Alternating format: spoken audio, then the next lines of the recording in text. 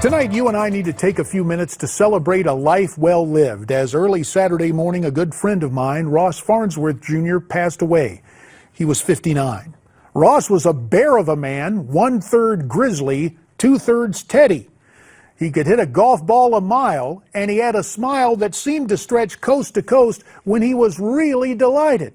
And you know, delight seldom seemed to abandon Ross, whether he was goofing around as a kid or all grown up, with his arm around the love of his life, his wife, Lori.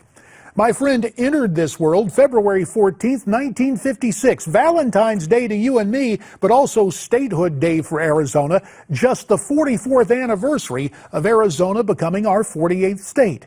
As Ross Jr. grew, so did Arizona, aided by development to the east of Phoenix, in Mesa and the East Valley, led in large part by the eponymously named business Farnsworth Development, started by his father and grandfather. His father and other family members called my friend Junior, a term of affection that was absolutely accurate. Not only did he and his dad share a name and a strong physical resemblance, they also shared the same principles, publicly, privately, and personally. True to the tenets of their faith, both Ross Sr. and Ross Jr. concerned themselves with the here and now in preparation for the hereafter. They took very seriously the words of their Savior found in the Gospel of Luke, "To whom much is given, much will be required."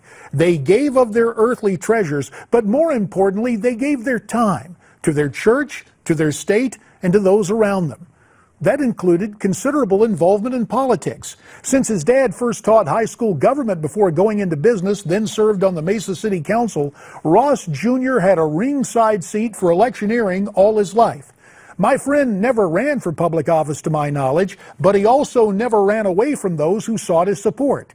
That included a certain sportscaster over 2 decades ago who sought out Ross Jr. to explain that he was preparing to leave Phoenix TV and run for the U.S. Congress. Junior spoke to Senior, and then the candidate spoke over lunch to both men, along with others who were family or friends, and for my entire 12 years in the House, I could always count on strong support from the Farnsworths. In the political realm, the term friendship is often synonymous with financial donations to a campaign, or at least philosophical compatibility in the promise of a vote. My wife Mary and I often reflected how far fewer friends after a second place finish we had back in 2006, but that was not the case with Ross Jr., and a subsequent race for the U.S. Senate confirmed the genuine nature of his friendship.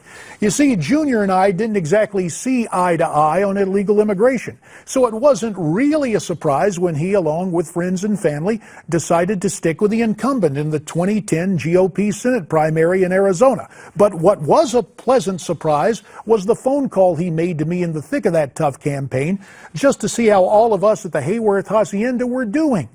In retrospect, I shouldn't have been surprised. My friend was just that kind of guy.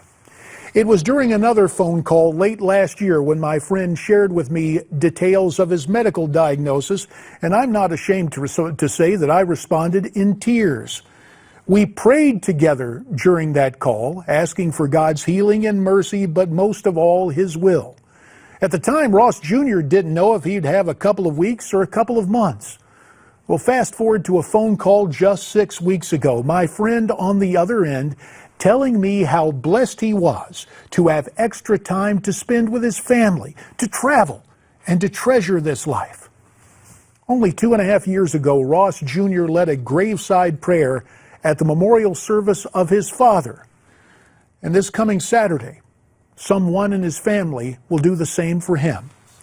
In myriad ways, both public and private, as a husband, a father, and a friend, Ross Farnsworth Jr. lived life to the fullest.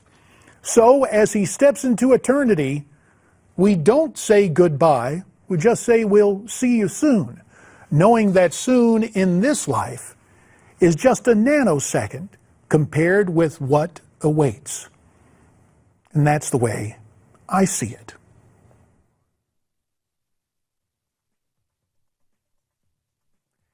We will get to your comments tomorrow night when we get together.